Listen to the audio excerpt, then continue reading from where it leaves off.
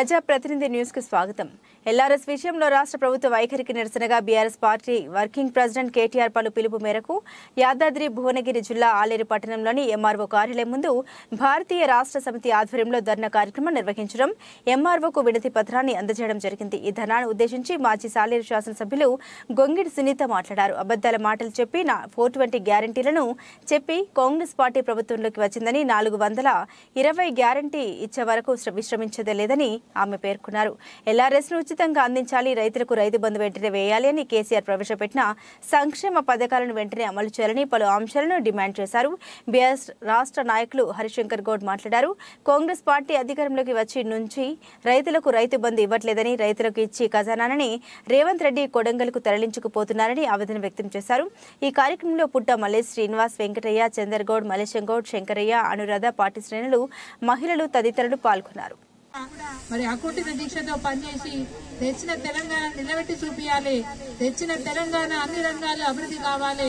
తెచ్చిన తెలంగాణలో ఎక్కడ కరువు కాటకాలు ఉండొద్దని చెప్పి తపన పడి అన్ని రంగాలలో కూడా మరి అగ్రస్థానంలో, దేశంలోనే తెలంగాణ రాష్ట్రం అగ్రస్థానంలో ఉండే విధంగా మరి మన పార్టీ ప్రభుత్వంలో ఉన్నప్పుడు చేసింది.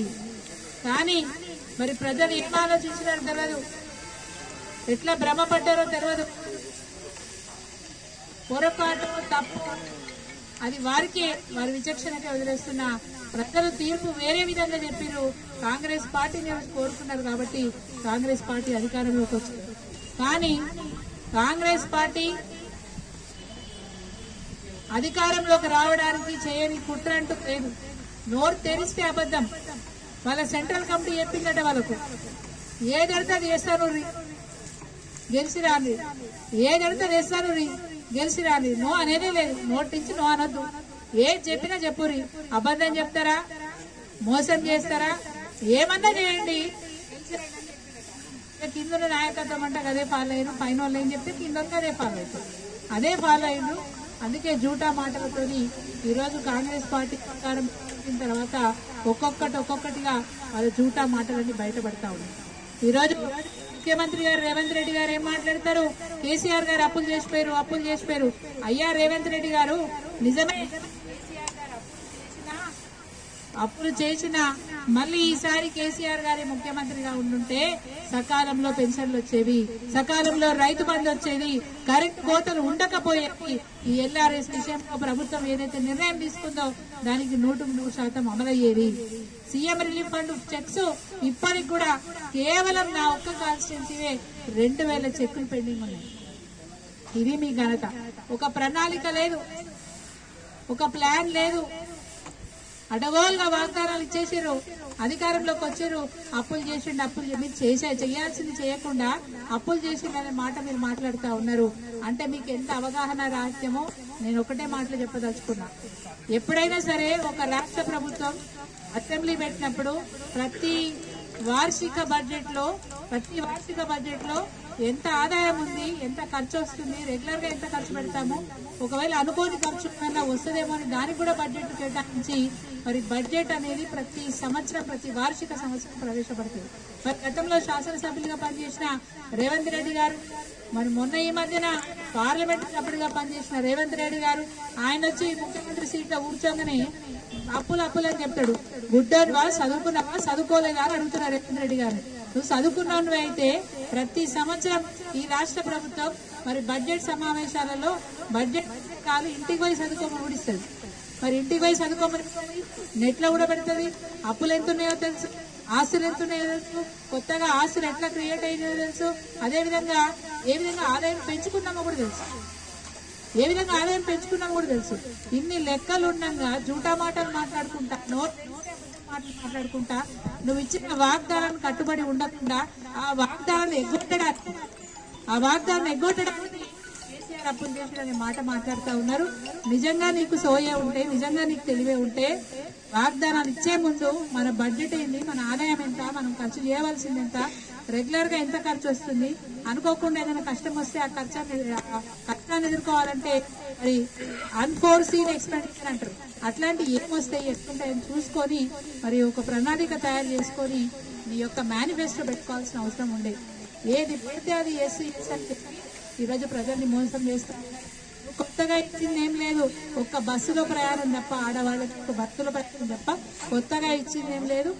రెగ్యులర్ గా ఇస్తున్న పెన్షన్ ఇస్తున్నారు. రైతు బంధు 3 ఎకరాల కంటే ఎక్కువ ఉన్నోళ్ళకు దిక్కే లేదు. ఇగో ఇది నీ పాలన. సరే ఏదో చూద్దాము, ఓపిక పడదాము. ఎందుకంటే తెలంగాణ రాష్ట్రాన్ని సాధించిన బీఆర్ఎస్ ఆశయం ఈ రాష్ట్రం బాగుపడాలి, రాష్ట్ర ప్రజలు బాగుండాలి ఒక ఆకాంక్షతోని ఈ పార్టీ పనిచేస్తా ఉంది. మీకు కూడా ఒక 100 రోజుల సమయం ఇవ్వాలనే ఆలోచనతోని మేము కూడా ఓపిక పట్టినాం. రాగానే ఏది పడితే అడిగితే బాగుండదు కదా. మీకు తప్పులు ఎన్ని కనిపిస్తున్నా, మీ అబద్ధాలు ఎన్ని కనిపిస్తున్నా, ప్రజల్ని మీరు ఎంత మోసం చేస్తున్నా ఒక 100 రోజులు సమయం ఇవ్వాలని చెప్పి మా పార్టీ అధ్యక్షులు గౌరవనీయులు కేసీఆర్ గారు మాకు చెప్పినారు. కాబట్టి మేము కూడా సైలెంట్ ఉన్నాం. కానీ అన్యాయం జరిగితే, ప్రజలకు అన్యాయం జరిగితే మాత్రం ఈ పార్టీ ఖచ్చితంగా అడుగుతుంది, నిలదీస్తుంది. ప్రజలకు న్యాయం చేసే దిశగా ఈ పార్టీ పనిచేసే మాట గుర్తు చేస్తా ఉన్నాం. ఈనాటి కార్యక్రమం ప్రజలు పట్టణ ప్రాంతాల్లో వాళ్ళు ఎక్కడో గుడిసేసుకోనో, మెల్లగా రేకులు వేసుకోనో, ఇల్లు కట్టుకోనో ఉంటే వాళ్ళకి ఆ జాగా యొక్క పట్టా ఉండదు. కాబట్టి వాళ్ళ పేరు మీద రిజిస్ట్రేషన్ పట్టా ఇవ్వాలనే సంకల్పంతో మరి కేసీఆర్ గారి ప్రభుత్వం 2014 డిసెంబర్ 30 తారీఖు నాడు ఒక జీవో తీసుకొచ్చింది. జీవో 58-59. ఈ జీవో ద్వారా ఎవరైనా సరే వాళ్ళ జాగలు వాళ్ళ పేరు మీద చేసుకోవాలంటే దరఖాస్తు పెట్టుకోండి. 58 జీవో నంబర్ ద్వారా ఒక దరఖాస్తు పెట్టుకోండి. ఆ దరఖాస్తును స్థానికంగా ఉండే తహసీల్దార్లు పరిశీలించి అది మీరు కబ్జాలో ఉన్నారు, మీరు అక్కడ నివాసం ఉంటున్నప్పుడు తప్పకుండా వారి పేరు మీద రిజిస్ట్రేషన్ చేసే అవకాశం ఇచ్చింది. 125 గజాల లోపున్న వాళ్ళందరికీ కూడా ఉచితంగా ఇవ్వాలని చెప్పి అప్పటి ప్రభుత్వం నిర్ణయం తీసుకుంది. ఆ విధంగా దరఖాస్తు పెట్టుకున్న వాళ్ళందరికీ కూడా ఉచితంగా పట్టాలు ఇవ్వడం జరిగిందనే మాట గుర్తు చేస్తాము. 125 గజాల పై నుంచి 200 గజాల జాగా ఉన్న వాళ్ళకి ప్రభుత్వ రేటు ప్రకారం, ప్రభుత్వ ధర ప్రకారం 50% చెల్లించి వారికి రిజిస్ట్రేషన్ చేయాలని చెప్పి ఆదేశాలు ఇచ్చింది. 201 నుంచి 500 గజాల వరకు ఉన్న వాళ్ళకి 75% చెల్లించాలని చెప్పి, 501 పైన 1000 గజాల వరకు ఉన్న వాళ్ళకి మరి 100% కట్టాలని చెప్పి, అది ప్రభుత్వ ధర మాత్రమే చెల్లించి రిజిస్ట్రేషన్ పట్టా పొందాలని చెప్పి ప్రభుత్వం ఆ రోజు జీవో ఇచ్చింది. ముఖ్యంగా పేద ప్రజలు, దిగువ మధ్యతరగతి ప్రజలు, మధ్యతరగతి ప్రజలకు ఉపయోగపడే విధంగా ఈ జీవో తీసుకొస్తే కళ్ళు గుట్టిన కోమటిరెడ్డి వెంకటరెడ్డి గారు ఆ రోజు కోర్టు పోయినారు. ఈ విధంగా ప్రజలకు ఇబ్బంది పెట్టే ప్రయత్నం చేస్తూ ఉంటారు. అదేవిధంగా ఉత్తమ్ కుమార్ రెడ్డి గారు ఇది ఉత్తుతుందే అని మాట్లాడింది. ఉత్తర ప్రగల్భాలు పలికే ఉత్తమ్ కుమార్ రెడ్డి గారు ఈ రోజు మీ న్యాయమైందని నేను అడుగుతా ఉన్నాను. సీతక్క మరి ఆ రోజు ప్రజల గురించి పోరాటం పడుతుందని నిజంగా కూడా నేను అపోహపడ్డా. కానీ సీతక్క వైఖరి ఆ రోజు ఏమున్నా మీ ఖజానా నింపుకోవడానికి ఈ ఎల్ఆర్ఎస్ తీసుకొచ్చిరని చెప్పి ఆమె కూడా ఇష్టం ఉన్నట్టు మాట్లాడింది. మరి ఈరోజు స్వయంగా మీరు మంత్రిగా ఉన్నారు, ఒక ప్రభుత్వంలో ఉన్నారు, మరి మీరేం చెప్పండి. మేము డిమాండ్ చేస్తా ఉన్నాం, ప్రజల పక్షాన ఏదైతే ఎల్ఆర్ఎస్ అమల్లో ఉందో దాన్ని తూచా తప్పకుండా అమలు చేయాలని చెప్పి కోరుతా ఉన్నాం. కానీ మీకు ఎల్ఆర్ఎస్ లో డబ్బులు వసూలు చేస్తున్నారు, మాకు ఓటేస్తే ఉచితంగా పట్టాలు ఇస్తామని చెప్పినారు. మరి మీ మాట నిలబెట్టుకోవాల్సిన బాధ్యత మీకుందా లేదా అని చెప్పి ఈరోజు కాంగ్రెస్ పార్టీ ప్రభుత్వాన్ని నేను నిలదీస్తా ఉన్నాను.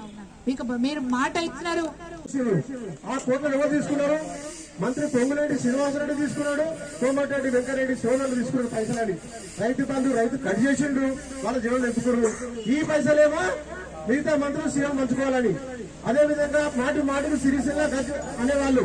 ఇప్పుడు రేవంత్ రెడ్డి ఏం చేసిండు? మెడికల్ తీసుకుపోయిండు, వెటర్నరీ కాలేజ్ తీసుకుపోయిండు, పార్టీ తీసుకుపోయిండు, లేడీస్ కాలేజ్ తీసుకుపోయిండు. అదేవిధంగా మెడికల్ కాలేజ్ మన కాలేజ్ తీసుకోవాలి చూసి మన నిలబెట్టి సునీత విధంగా నాకైతే నిలబెట్టి ఆగింది. ఇంకో కాలేజ్ బంద్ అయిపోయింది, మహేశ్వరం బంద్ అయిపోయింది. అదేవిధంగా ఇంకొక అన్నిటికన్నా 3,000 కోట్ల రూపాయలతోటి మన కాళేశ్వరం మేడిగడ్డ రిపేర్స్ బాగు చేస్తలేడు, ఈ ప్రాంతాన్ని ఎండబెడుతుండు. వాళ్ళు ఏం చేస్తుండే అక్కడ పొడంగా ఎత్తుకోవాల పథకం అని చెప్పి 3,000 కోట్ల రూపాయలతో ఫౌండేషన్స్ కూడా వేస్తున్నాడు. అంటే ఎంత అన్యాయం చేస్తున్నాడు ఈ ప్రాంతానికి అర్థం చేసుకోండి. అప్పుడేమో ఆ విధంగా మాట్లాడు, మాట సిరిసిల్ల అన్నాడు. నిన్న